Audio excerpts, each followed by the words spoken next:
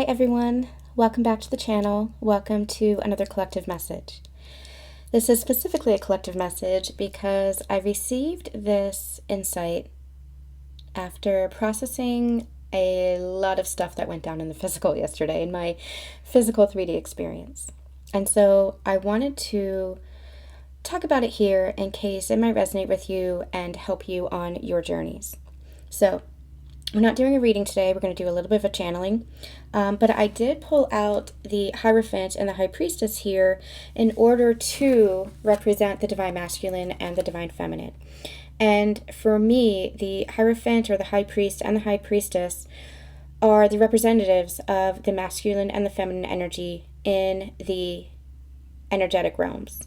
The Empress and the Emperor is usually for me the physical embodiment of the Divine Feminine and the Divine Masculine, but we're talking about some energy here. We're talking about the Divine Masculine and the Divine Feminine as an energy. And remember that your Divine Masculine or your Divine Feminine is you pushed out. I have never seen that so clearly as when I'm experiencing conflict or triggers with my Divine Masculine. Because when we are triggering each other, what I'm actually seeing, and I'm not seeing it in the moment, I can see it after the fact, but what I'm actually seeing is, oh my gosh, we are the same, except on the outside it doesn't look like we're the same. We are in very much essence opposites attract in almost every way. Short, he's tall. He has blue eyes, I have brown eyes. He's experienced one set of circumstances, I've experienced another set of circumstances. But our lives feel very parallel. And there's compatibility there as far as our interests, as far as our thought processes, but we come about it from two different angles. And that's what I've been channeling lately for the Divine Masculine and the Divine Feminine, that is two sides of the same coin. And a long time ago, we had actually channeled the metaphor of the garden. That your energy field, or I should say, your soul is one garden. But you, as a Divine Feminine essence, are working on one portion of the garden. And Divine Masculine essence is working on another part of the garden. I should say, embodiment of the Divine Feminine is working on one part of the garden. And Divine Masculine embodiment is working on another part of the garden. And that's the rapid acceleration that this ascension really provides. It's the rapid ascension, the rapid growth, the rapid expansion, because that is what twin flames are all about. Twin flames are about the soul growth journeys, sacred partners, divine counterparts, whatever it is that you choose to use. Lately, I have been reclaiming the energy of twin flames, not from the romanticized viewpoint. That's why I stepped back from using that label. But I'm using the label now because we have a better understanding of what the journey actually is. And the journey is about ascension. It is about your soul growth. And you and your divine counterpart, one energy, you chose to split into two bodies in order to, what I'm hearing is assist in the ascension in this lifetime. Particularly in this lifetime, because you had a mission, and part of that mission is to clear all the cobwebs, to clear all the illusion, to return back to love. And you do that with one another. You are assisting, powerfully assisting together the ascension on this planet. But what happens with these twin flame counterparts is that you trigger each other. No, it's not you triggering one another. It's your own pain patterns from your own experiences and your own lifetimes. Your counterpart has experienced lifetimes. You have experienced lifetimes. As one soul, as one energy, you have experienced it all together. But you're coming into this lifetime in two separate bodies to accelerate the growth, the healing, the union. And when I say union, I mean the realization that separation is an illusion. to facilitate unity consciousness in the world. You are healing the planet. You are bringing about a new paradigm just by your love that you have for each other, just by the shadow work and the healing work and the remembrance of who you are. And you're doing this together. But again, what happens is it can feel very tumultuous because the 3D, the physical life experience, the human experience, we'll call it, can feel very tumultuous. So all this, what I like to call soul sludge, kind of gets in the way. And when you're triggering each other, these pain patterns come up, old traumas come up, and you project it onto each other because you are each other's mirrors. Now, in essence, everybody can be a mirror to everyone in the world. Everybody is a reflection of something inside of us. But you and your counterpart are divine mirrors, by which I mean there is always the energy of love, the undercurrent of love. That's why you come back to forgiveness so easily. Forgiveness is not acceptance. Forgiveness is not tolerance. Forgiveness is understanding, and forgiveness is love. And so, especially when you're triggering each other, you're experiencing this conflict within the self. You're experiencing a renewal of pain patterns, and sometimes it's the two of you and the triggering that you've experienced together, especially if you have been in proximity with one another throughout your journey. And by that I mean if you have not been in physical separation or lack of communication, if you've been doing this side by side with one another. For me and my divine counterpart, as I expressed recently, and as I've shared my story, he and I, since we were activated to ascension, we've known each other since we were 10 years old, but we kind of went our separate ways, and we reunited in 2017 when we were activated to ascension with each other. And that's when things just started turning upside down. And that's where we've discussed, especially for the divine masculine, they've looked at it as destruction, like their whole world was imploding, their whole world was being destroyed. And they had put that emphasis on the divine feminine. They had projected that onto the divine feminine. But what was being destroyed was anything that was of a lower vibration, anything that was of a lower frequency, anything that was of the lower self. Because ascension is all about embodying the higher self now. And so divine feminines, she had this understanding of the journey. That's her gift and also her blessing, because at times it can feel very lonely. At times she feels like she's been on this journey by herself. Even though she has her soul sisters and brothers, even though she has that soul tribe and family and community to support her, she's always wanted that connection with her divine masculine, because that connection is within herself. And part of her journey has been recognizing the union within herself. And as she recognizes the union within herself, that then reflects in physical relationship and harmony and partnership with her outer masculine. Divine masculines have been experiencing this from a very physical plane. That is the divine masculine's blessing and curse. Blessing because they are somewhat guarded from what the divine feminine has to deal with. Divine feminine deals with a lot within the collective consciousness, and she transmutes a lot, especially for the divine masculine energy. She does a lot of the energy work. Divine masculine has played out a lot of this in the physical experience. And now as they gain a new understanding, because they're coming into their inner union, which is honoring their inner feminine, they're starting to have the bigger picture that the feminine has. And so what's happening is, on the feminine side, over here on the feminine side, she is building that foundation with her masculine, with her own inner masculine, building that foundation, her own stability, her own foundation, her own sense of security in the physical. While divine masculine is within his feminine energy, having a greater understanding and picture of the journey itself, and realizing it's not just physical. It's not just tangible. That there is more beyond the veil. And now he might have always understood this, but to really embody this and embrace this and have that cognizant recognition is what they're experiencing. And they're understanding that, oh, there might have been destruction, but there has also been creation. That is the bigger picture. That is the higher perspective that they're beginning to open up to. I talk a little bit about this in some recent channelings as well. Unification. And I think the recent collective message, love from both sides. So I'll put those links in the description box.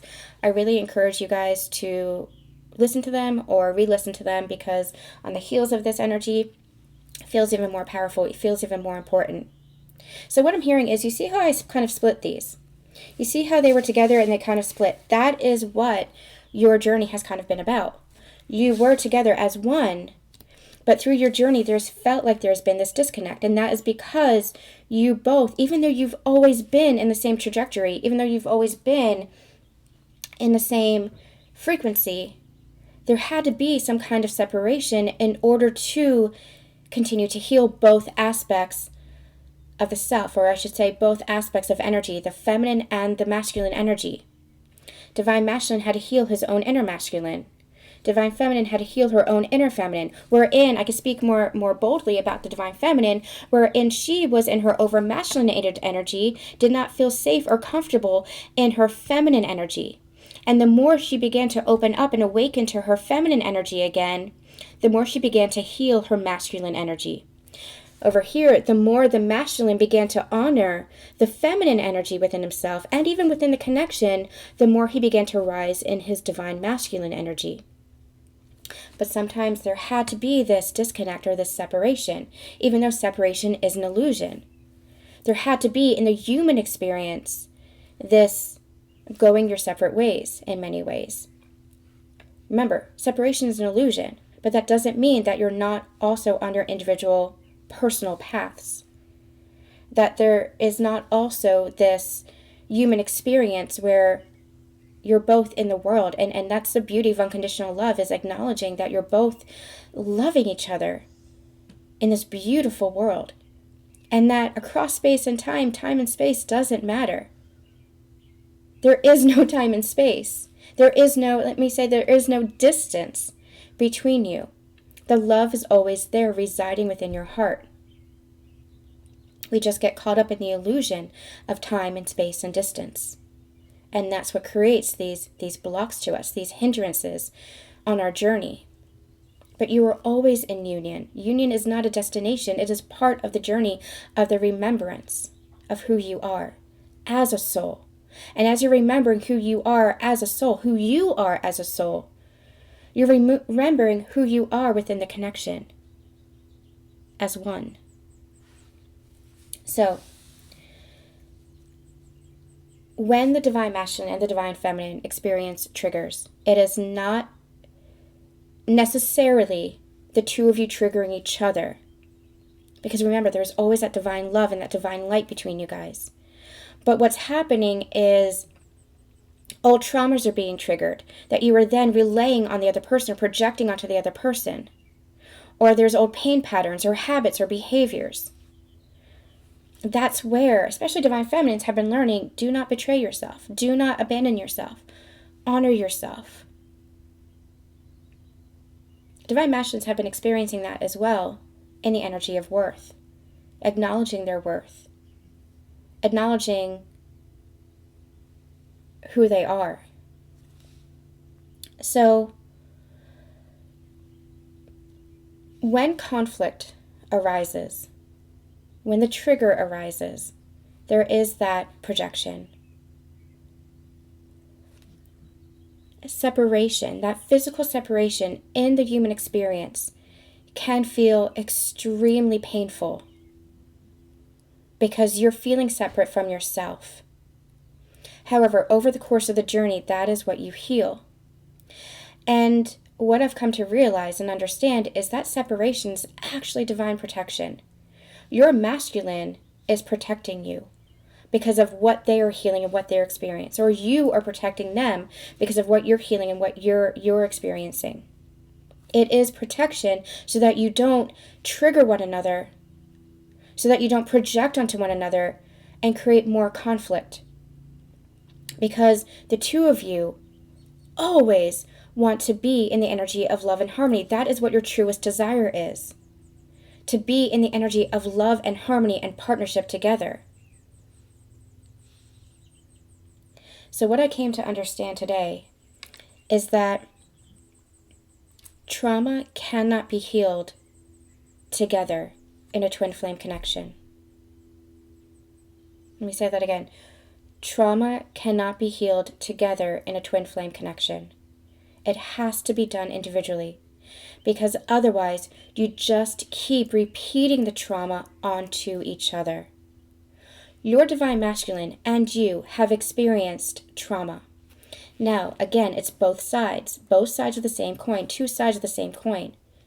The trauma that you have experienced is similar, and that's why it can't be done together. And I'm going to explain this for a minute. Imagine life as a play, which in essence it is. It is a play that we are enacting, and everybody plays its role. We just forget that because we get so caught up in it, right? And we are all human. That is not to say that you are not enlightened. That is not to say that you are not ascending. That is not to say that you are in any way, shape, or form wrong. Remember, transcending duality is moving or seeing beyond right and wrong. There is no right and wrong. There is no black and white. There are always shades of gray. There are always different perspectives, higher perspectives, soul perspectives. So everybody's playing a part. Everybody this is a great play. You, in your energy, remember, you're one soul that came here to act out, or to, how do I say this, to ascend in rapid acceleration, rapid movement, to ascend very rapidly. Because imagine what let's take a step back for a moment and imagine what you and your divine masculine are actually doing. You're healing, your divine masculine is healing, growing, expanding, changing. That is tremendous soul growth that is occurring between you two. And you're doing it together. That's why the triggers are so important. Triggers are opportunities. We don't want to trigger each other, but it happens. It happens as a universal opportunity to continue to heal. To say, oh, I hadn't looked at that in a while. Oh, I hadn't realized that about myself. Oh, that's where I need to dive deeper in my shadow work. Oh, that's where I need to change a behavior or a pattern. That's where I need to recognize my trauma and release it. Triggers are opportunities. It might feel chaotic, but there is a divine order about it. That's where you believe in the universe. That's where you trust in God's source. Nothing happens to you. It's happening for you, for your growth and expansion, for your understanding, for your remembrance of who you are. We get caught up into it because it feels painful, and we don't deny the pain. We don't bypass the pain, because we are human beings. And so we are here to be. We're not just energy moving around. I mean, as since we are, but we are having a physical human experience in order to have these experiences. And the more we release the old patterns, the old behaviors that are just causing pain and suffering, the more we welcome in the light, the more we welcome in the joy, the more we are joy. That becomes our new template of human being. But it's a process, and we allow that process to take place. And this is part of the process of ascension. This is part of the journey of ascension.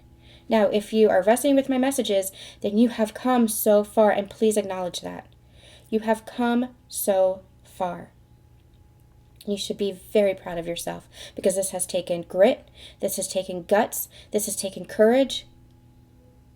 It has taken a lot of grief, even, for you to release the old and ascend into a higher version of yourself and embody that higher version of yourself. So do not negate that.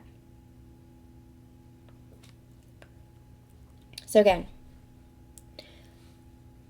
acknowledging that you and your divine masculine, if you're a divine feminine or vice versa, are here to really just double time. It's like you're both taking different courses at college, and you're coming together and you're like, what did you learn? What did I learn?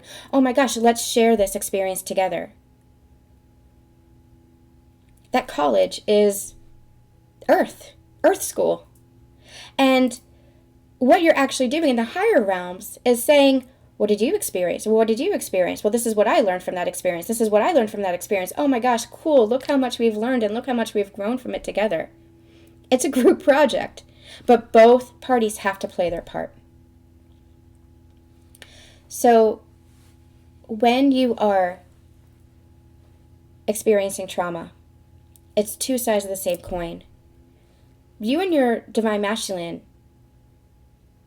it's not that they're off taking social sciences and you're off taking English. No, you're both taking an English course, or you're both taking history, or you're both taking the same course, just from different perspectives, different professors with different classmates involved.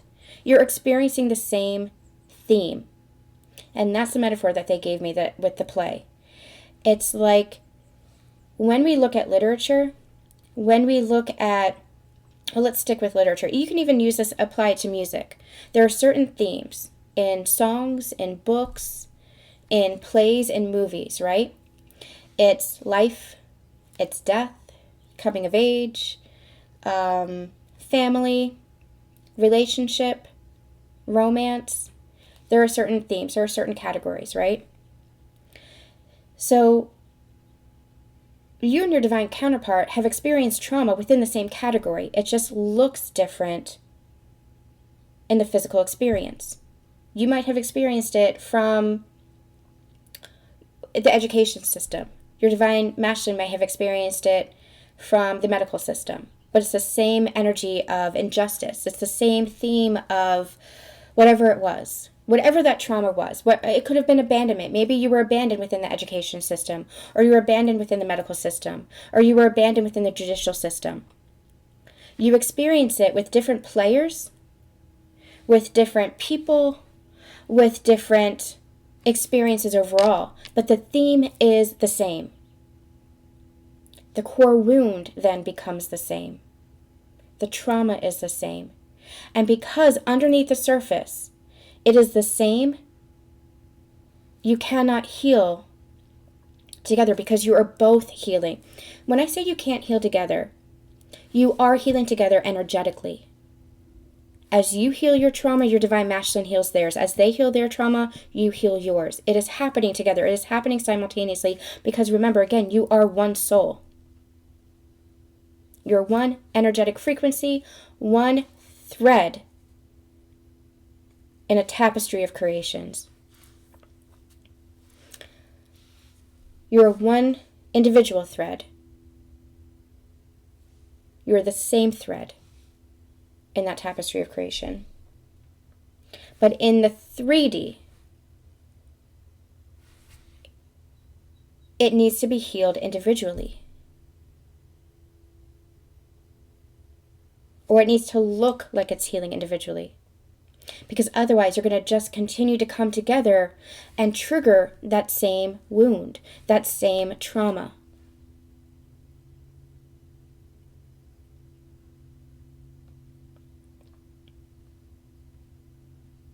So again, you're doing it energetically. You are healing the trauma together energetically. But in the physical, you cannot expect your divine masculine to help you heal your trauma. Or divine masculine, you cannot expect your divine feminine to heal your trauma. That is your own inner work to do. Remembering that you are always still together. You are still together. You are still one. You are still working together. But that's where your own inner union occurs. That's where your own wholeness occurs. And that union, that wholeness is remembering, again, that you are always one. What's confusing about this journey is we feel like the human experience is separate from our energetic experience.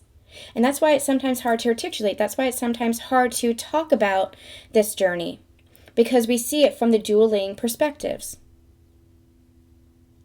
But the more you begin to understand and really embody and embrace the energetic oneness of who you are, the more you understand how the energy is always moving through you guys, that you are always in union, that you're always in one and working together. It's just the illusion of separation again. I'm going to give you guys an anecdote to kind of relay this. My Divine Masculine and I experienced some conflict yesterday where I was monumentally triggered. It was it was an old wound, an old trauma that was coming up where I did not feel safe. But my Divine Masculine was the one to trigger me. My Divine Masculine, and when I say safe, I mean internally safe. It was miscommunication, misunderstanding that triggered a trauma response. Because I do not deal well with conflict. I've never dealt with conflict well because I had experienced a lot of volatility in my life growing up. I had experienced a lot of, in different forms, anger. And anger never made me feel safe. Anger never made me feel comfortable. My Divine Masculine is one who has been helping me work through that through triggering me. But I'm not able to find that safety with him, even though I always feel safe with him. I always feel like home with him, unless I'm feeling safety within myself. That's my inner masculine. He's embodying that, but he's also in the 3D triggering that in order for me to recognize that I need to embody that within myself. Do you understand how this kind of works? Do you understand? Am I making sense as far as how this plays out? Let me get some visuals here. See if I can do a little bit. We're going to use that card. Do a little bit of a better job explaining. We're going to use him. And we're going to use her. This is the energy. This is the human experience. This is your union. Can you guys see that? Yeah, this is your union, the Two of Cups. The Empress is the Divine Feminine in the physical. The Emperor is the Divine Masculine in the physical. And then you have your higher selves, your soul selves, always in union. It's like this pyramid that's happening here. Divine Masculine triggers the Divine Feminine. We're going to do it this way. Divine Feminine triggers the Divine Masculine too, but I'm going to speak from my own experience. Divine Masculine triggers the Divine Feminine. And even though she feels that home, that love, her trauma is triggered. And so she, in essence, can push away her own Divine Masculine, or maybe she's triggered, let's do let me ask Spirit for an example that many of you have experienced. Ghosting. Let's do ghosting. Ghosting is a good experience. Ghosting is where many Divine Masculines have gone silent, just stopped communicating out of the blue with no explanation. Divine Feminines can do this too sometimes, but we most often see this from the Divine Masculine within this journey, and that's what we call the runner-chaser, where in the beginning of the journey, the masculine ghosts or runs or stops communicating or doesn't communicate like they used to, and Divine Feminine's trying to chase after. Well, through her healing, she has learned to honor herself. She has learned to not abandon herself. She's learned not to chase. She's learned to stand in her energy, in her power, in her strength, in her recognition. I don't need to chase anything. What am I actually chasing after? So that's where she goes down the spiral, so to speak, of shadow work. And she does her energy healing. Oh, this is why I'm chasing, because I'm feeling abandoned. This is why ghosting affects me so much, because I'm feeling lack from my counterpart, because I am believing that he doesn't love me, because I'm believing that his lack of communication means that I'm not worthy, because I'm believing, based on past patterns and traumas, that there's abandonment, that there's rejection, that there's neglect. That's not entirely the case. Or I should say that's not the full truth. But Divine Masculine is acting in such a way that it's triggering the Divine Feminine in order to heal her own wounds and her own patterns. These core wounds stem mostly from childhood, from past life experiences, etc. So the divine masculine is almost guided to go silent in many ways, but it's to trigger, divinely triggered, to make the divine feminine rise in her strength. Say, nope, that's not acceptable. If you don't want to talk to me, you don't have to talk to me. I'm not chasing this. I'm not abandoning myself. I'm not dishonoring myself. I'm not disrespecting myself. And if you're going to do any of those things to me, then I can go my separate ways. Well, what happens then? By you standing in your power, it ignites the divine masculine to step forward. This is what we were talking about in Love from Both Sides, where the divine feminine has to learn to let go, has to learn to release that attachment, and that attachment is that chaser energy. So as she learns to release that attachment, the divine masculine has been doing their own inner work of their own self-worth, of their own abandonment wounds, but it's coming from a different angle. It's coming from a different side, where they perhaps have been afraid of rejection, or they perhaps have been afraid of abandonment from a different angle. And so as the divine feminine is releasing that pressure, that container of pressure and need and attachment, divine masculine is feeling that release of pressure, and they're acknowledging themselves and saying, oh, this is what I actually want. And so that's when they're able to rise in themselves. Now, I'm not articulating the journey fully. I've talked about this a lot in my sacred channelings and in my readings here on the channel. This is just a quick metaphor and understanding of what the masculine and the feminine experience. They experience it from different angles, from different perspectives, but it's the same energy. It's the same energy. And what it is, it's not just that the divine feminine, it's not a game. Let me put it that way. It's not a game that you two are playing. It's an energy exchange. So what's happening as the divine feminine is saying, I'm just going to honor my path and focus on my path rather than focusing so much on you and what you're doing in the connection. What happens is the energy is relieved and released. The pressure is relieved and released. And that's what was causing the divine masculine to kind of go over here and go silent and reflect and do their own inner healing, because they've always been doing their own inner healing. Because you're standing in your power, it gives the masculine the opportunity to step into theirs. Distorted feminine energy is chasing and chasing and chasing. Distorted feminine energy, it's not just chasing, she's actually running from the connection in a different way. She's running from herself by chasing after the masculine. So we can say that divine masculine is the runner, but in essence, he's just asking the feminine to really step into her power. That's when he steps into his. He's allowed to step into his. Because in this energy, in the distorted energy, divine feminine was also in a hyper masculine energy. Being in her divine feminine essence is where she is able to feel safe enough to surrender to the leadership of the divine masculine. I'm saying leadership and not control. It's a very different thing. There's a huge distinction here.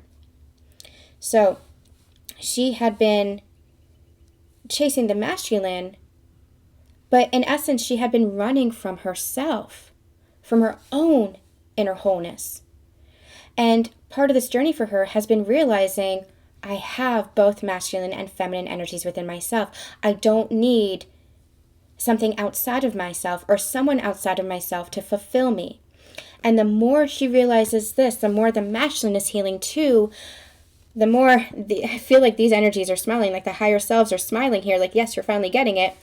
The more you're able to come into an equal partnership with beautiful harmony and reciprocity, because you're not feeling lack within yourself in any sense of the word. And that is what true union is all about. There is no lack in union, but you had to discover that for yourself, and they had to discover that for themselves. And part of that is they triggered you, you experienced trauma, and so you had to heal individually. You can't keep seeking to heal where the trigger is occurring. Let me put it this way. You can't keep seeking to heal by seeking outside of yourself for the healing. You can have the support of your masculine, which you always do. You can have the support of your family and soul tribe, but your healing is truly up to you. Now, divine feminine heals her traumas in a little bit of a different way than divine masculine too, and that's part of why you have to go on your individual healing paths as well, why it looks like separation in the physical experience. Divine feminine does her healing work very much in the energetic realms. Again, it's energy work, it's meditation. Well, I want to say more energy work, journaling, really higher level acknowledgement of her shadows. Divine masculines, they internalize a lot. They go into hermit mode a lot. They do their shadow work almost in silence. Divine feminines, she processes a little bit different. And that's also why, so that you don't keep triggering each other with the same wounds. That's why you heal separately, you heal differently, but you're always on the surface healing together. Okay. They just pulled back. My spirit team just pulled back. So I feel like that's enough. Like that's enough of an explanation. I'm not getting anything more as far as how to explain this. We might get a little bit more opportunity later down the line. But this felt like this is what wanted to be said. Again, I am very busy this week, so I apologize. There will be no readings this week. I will pick up again next week. I'm sending you guys in the meantime so much love, so much light, and have a wonderful, wonderful week.